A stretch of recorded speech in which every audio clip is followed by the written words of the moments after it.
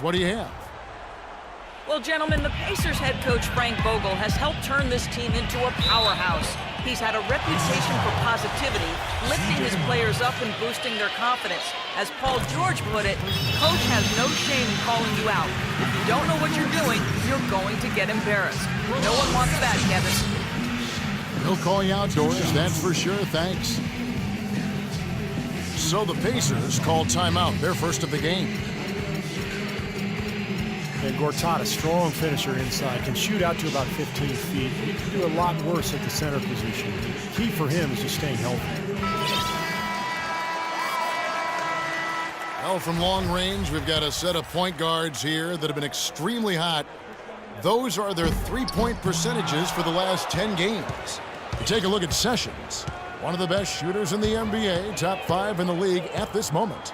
Well, a lot of the point guards in the NBA don't get enough credit for how well they shoot the ball. So give this group their due. Some outstanding long-range shooters right there. No question about it, Steve. And being able to knock down the three ball as well as this group can makes them so much more effective at the point guard spot. It really causes problems for the defense. Indiana's gone 0-2 from deep here in the second. They get it again. He hit a 3 in the first, but so far has been unable to capitalize here in this quarter. Well, the big fella's showing us a little explosiveness for a change. Well, maybe Clark is working on his dunk skills because he looked perfectly at home right there. Yeah, sometimes he can clang those, so I'm glad to see him get that one down. Now, here is George. 21 points in the game. Dishes it to Watson. And once again off the mark by Indiana. The Wizards with the lead. And Butler, here we go. Out of bounds. Wizards ball as Washington keeps possession. 30 seconds left to play in the first half. And out of bounds as the Pacers gain possession. The Pacers have gone 4 of 10 in the second quarter from the field. Watson kicks to George. Unloads from 13. There's the block. And here we go. The Wizards fast break. Scooped up. There's the 3. Here's Seraphin. Close game as we wrap up the second quarter.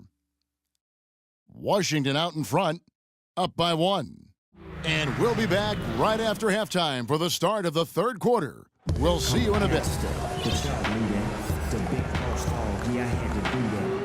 Welcome back, everyone. The second half about to get underway, and it's been a close one so far.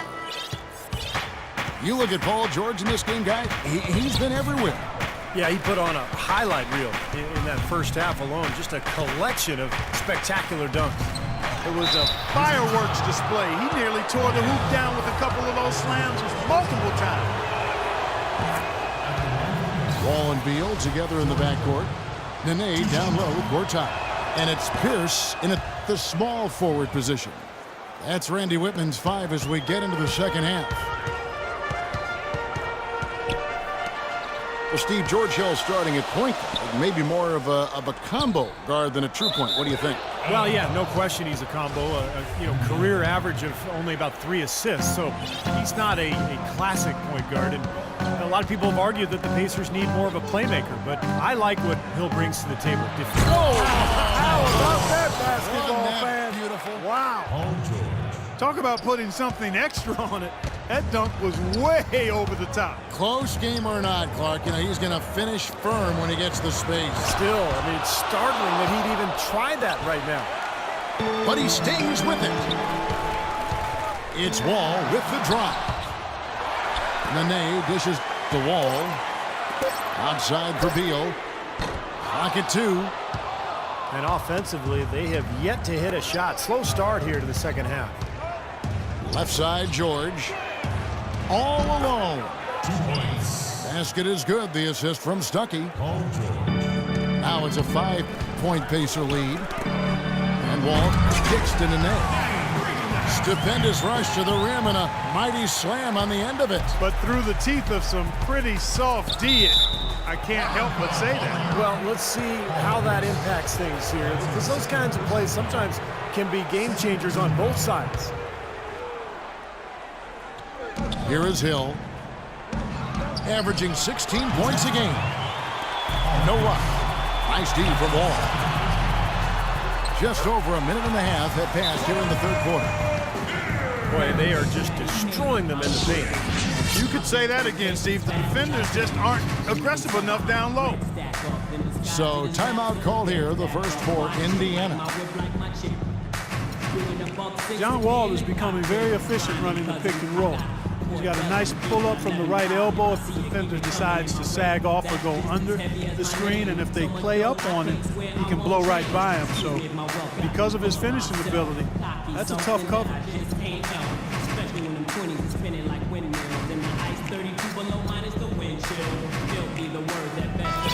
The past few weeks, let's see how Washington stacks up. First in three-point field goal percentage. Third in rebounding. And they also show up in the top 5 in assists. They've got scores, and they're a pretty good passing team as well. Man, you look at those numbers, and what obviously stands out is first in the league in three-point shooting. That's amazing. They've just done a nice job of spacing the floor, getting good looks for their shooters out there, and really passing the ball unselfishly. And Wall has some good big men to work with running that pick and roll. Nene, very mobile. Steve, a great finisher. Yeah, and of course, Marcin Gortat spent a couple years running the pick and roll with Steve Nash in Phoenix. So, he's had some pointers for Wall, too. All in all, you love to see the chemistry that has developed between all those players. It's stolen by Hill. And here they come. There's the lob to the hoop. And George with the stuff. What a smooth finish. Well, he's certainly the one they want on the end of those breaks. He always finishes strong. He can fly, can he? He'll make you forget he's a point guard sometimes. Yeah, when he does decide to attack the basket, Kevin, he can do it with the best of them. And this is the time to attack with these two teams locked in such a close game.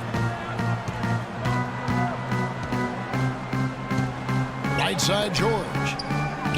5 to shoot. Stuckey drives inside. So he gets the whistle. Contact on the way up, and 2 shots coming up. Roy Hibbert, the big dog, number 55 for the Pacers, is 7'2", and is a little too big for king-size beds. Every time the Pacers go on the road, he has to take along a special inflatable mattress that he likes to sleep on. It's one of the downsides to living large.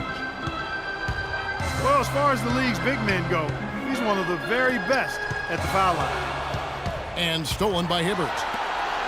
Oh, and there's the alley-oop. Stolen away. Nice job to interrupt the alley-oop attempt there. Pass to Beal. And that comes off the assist by John Wall.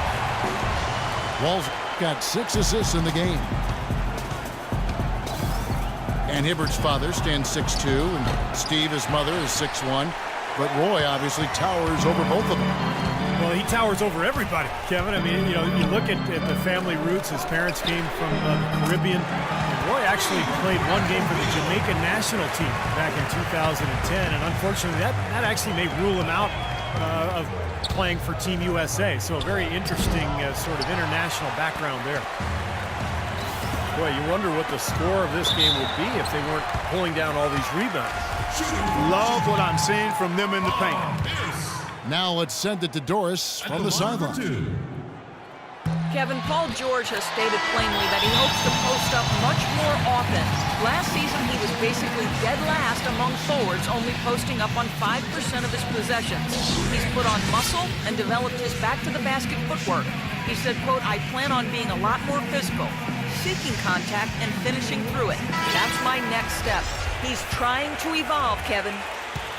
A good move considering his size and explosiveness, Doris. Thanks. And a new group getting ready for the Wizards. Gortat's checked in for Kevin Seraphin. Nene comes in for Chris Humphries. Bradley Beal's checked in for Porter. And it's John Wall in for Will Bynum. George with the ball. Now Beal defending. And George, here we go. And the refs are going to rule that unnecessary contact. It's a flagrant one foul. And that's the right call, no question about it. It's one thing to play tough D and commit a hard foul, but it's another to risk hurting your opponent with contact like that. Yeah, very easy to get knocked off balance and take a nasty tumble when you get slammed into like that. Fader on the way. Hibbert, the pass to George. And the Pacers can't get it to go. He's not exactly striping them from deep. He had 1 3-ball in the first half. Still bagels in the second. This has really become an intense ball game ever since halftime. Boy, the effort from both teams here, Steve, is terrific.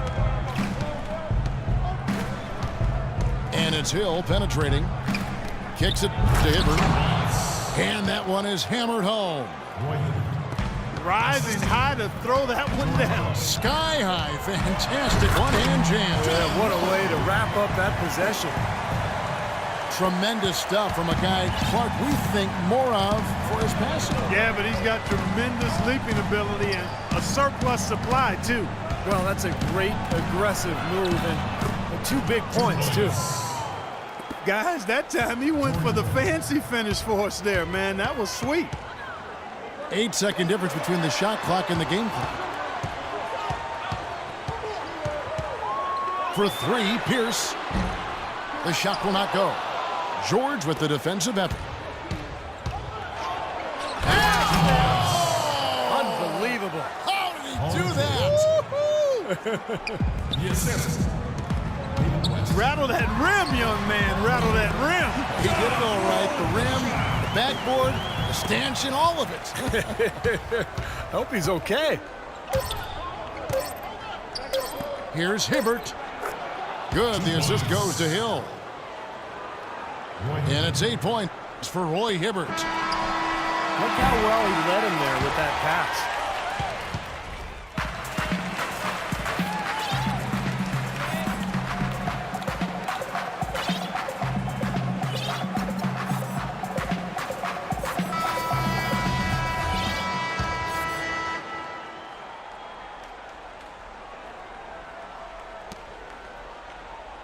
Washington trailing.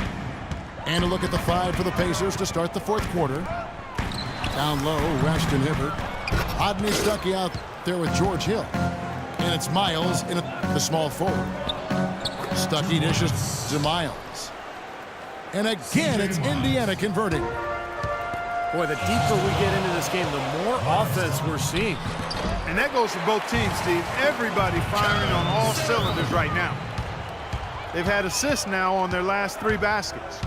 And it's not just their passing, but their cutting, their movement together as a unit that's led to that. And that's 10 straight points in the paint. I mean, defensively, the wind has just been knocked out of their sails.